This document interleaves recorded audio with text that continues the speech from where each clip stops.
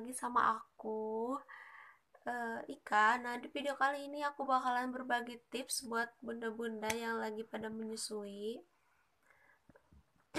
Di sini aku punya tips puasa untuk ibu menyusui ya. Yang pertama yaitu ibu menyusui harus makan makanan yang bernutrisi. Nah, kalau misalkan kalian mau berbuka ataupun sahur, itu harus makanannya yang mengandung protein, lemak, terus karbohidrat ya kayak gitu. Terus jangan lupa mineralnya juga. Nah, untuk para bunda yang pastinya yang bervitamin ya, karena kan kita makan bukan cuma buat kita sendiri, tapi juga untuk bayi kita melalui ASI itu. Nah, karena itu jadi harus makanan-makanan yang bervitamin. Nah, yang tips yang kedua yaitu harus banyak minum air putih. Nah, untuk bunda yang males banget nih minum air, itu harus banyak-banyak minum air putih selagi menyusui. Karena kan produksi ASI itu biar lebih stabil kalau misalkan kita makanannya bergizi, minumnya banyak gitu kan, biar kita nggak dehidrasi juga, apalagi sama kita berpuasa. Nah, untuk ibu menyusui ya, di untuk ibu menyusui itu harus minum 10 gelas perharinya. Nah, untuk 10 gelas itu gimana sih cara minumnya misalkan, atau pada waktu apa aja eh, agar kita bisa minum 10 gelas per hari. Aku bakalan kasih tahu yang pertama yaitu 1 gelas di pas saat bangun tidur, 1 gelas ya. Terus 3 gelas setelah sahur. Kita kan habis sahur puasa ya, pasti nanti siangnya haus. Nah, makanya kita harus perbanyak minum itu pas setelah sahur. Terus 2 gelas saat buka puasa. Yang 2 gelas lagi saat sholat tarawih, dan 2 gelas lagi itu sebelum tidur. Jadi kita maksimalin harus minum itu untuk ibu menyusui 10 gelas perharinya. Oke, untuk tips yang ketiga yaitu ibu ibu menyusui harus minum, nggak diharusin sih ibu, jadi untuk yang mau aja ya kayak aku nggak minum susu susu ASI, cuman untuk yang lebih ingin produksi ASINya lebih maksimal, lebih banyak, atau lebih baik lagi, itu bisa dengan cara meminum susu ibu menyusui. Nah,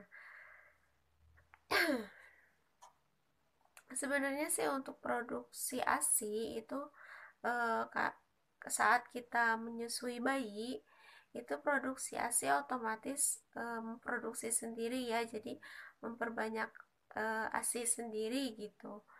Yang penting kita harus rajin menyusui bayi kita, jadi produksi ASINya juga lancar nanti untuk kedepannya gitu. Produksi ASINya pasti bakalan lancar, dan si bayi juga nggak bakalan kekurangan ASI. Nah, untuk tips yang keempat itu harus punya waktu tidur yang cukup. Bunda, meskipun kita sedang menyusui ya, kadang kan punya bayi tidurnya kadang suka malam, bayinya kadang rewel, jadi kita kurang istirahat. Nah, diusahakan untuk ibu menyusui apalagi saat berpuasa sekarang ya, itu harus punya waktu istirahat yang cukup. Jangan sampai kita down saat berpuasa.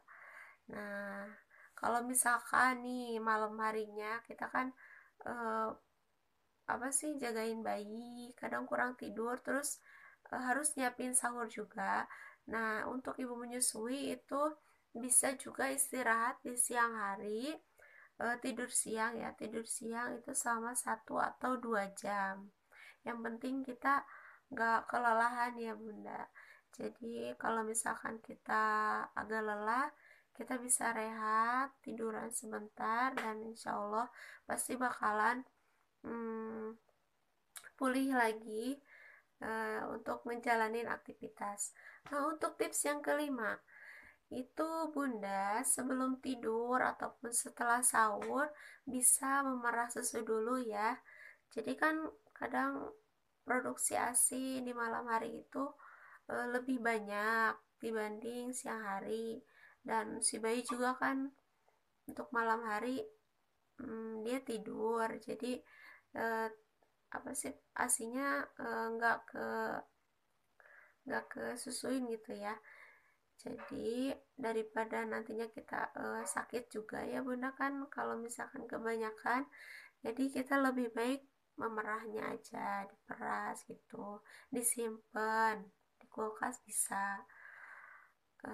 Terus untuk tips yang terakhir, yaitu tips yang keenam, bunda harus dianjurkan untuk makan buah-buahan yang berair. Nah, makan buah-buahannya yang berair ya bunda ya, seperti pepaya, nanas, jeruk, stroberi, terus apalagi yang berair ya, kayak belimbing, bengkuang gitu.